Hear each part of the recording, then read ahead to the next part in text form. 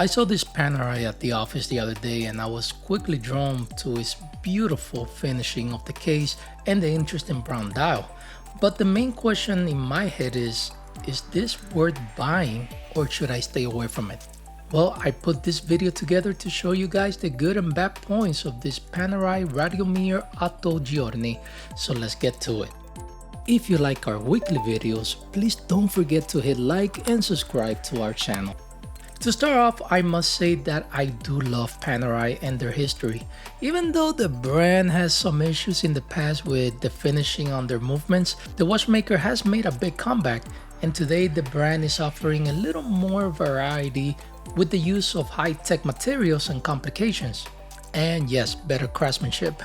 And this Radiomir is a good example, but again, is it worth the price?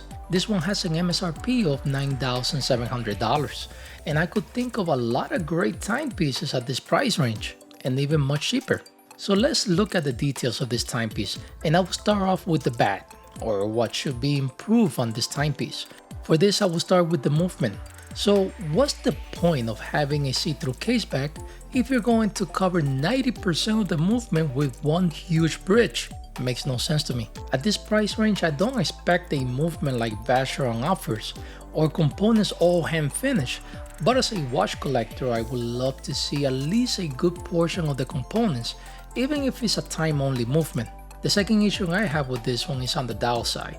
For aesthetic purposes, or I guess to keep the dial well balanced, the brand added this print on the right hand side, which is almost proportionally the same size as the running second subdial at 9. I think this timepiece will have greatly benefit with the addition of a power reserve indicator instead, showing their 8 days of power reserve.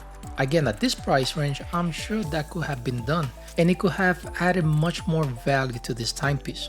That's the bad. Now for the good points of this timepiece. As I mentioned earlier, I was drawn to it by the gorgeous finish of the case. This is a PVD finish that they call Brunito. Hopefully I'm saying that right.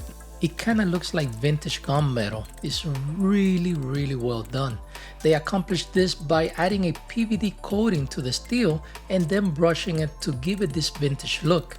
The case material is also very cool. This is what Panerai calls e-steel, a new steel composed of recycled base materials that accounts for over 50% of the total weight.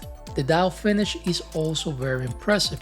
This dial has a grainy shaded dial that goes from brown to almost black, and I really like the sandwich construction of this dial. Beautiful. I also like the skeletonized metallic blue hands and the impressive superluminova that has been added to the hour markers and hands. Another good element of this timepiece is the vintage looking strap. This is a Toscano brown calfskin leather strap with beige stitching. This strap is thick and the underside features a debossed Panerai logo, which is a really nice touch. To secure it to the wrist, this strap comes equipped with a large tan buckle also made from e-steel. Now, the timepiece does have a large case, but it will surprise you when you put it on the wrist. On my 7.5-inch wrist, the timepiece feels comfortable and looks great. The case measures 45mm in diameter by 12.5mm in thickness and 48.5mm from lug to lug. And under the hood, this Panerai uses Caliber P.5000, a manual movement that works at 3 Hz using 21 joules, and the 8 days of power reserve comes from its twin mainspring barrels, and water resistance is rated at 100 meters.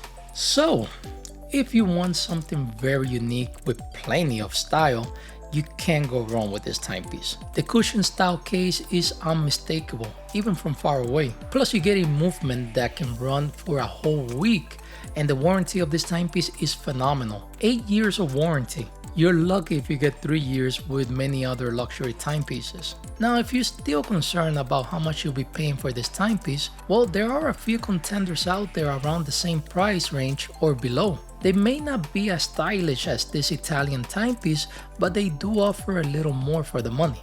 So what do you guys think about this Panerai? Will you add it to your collection?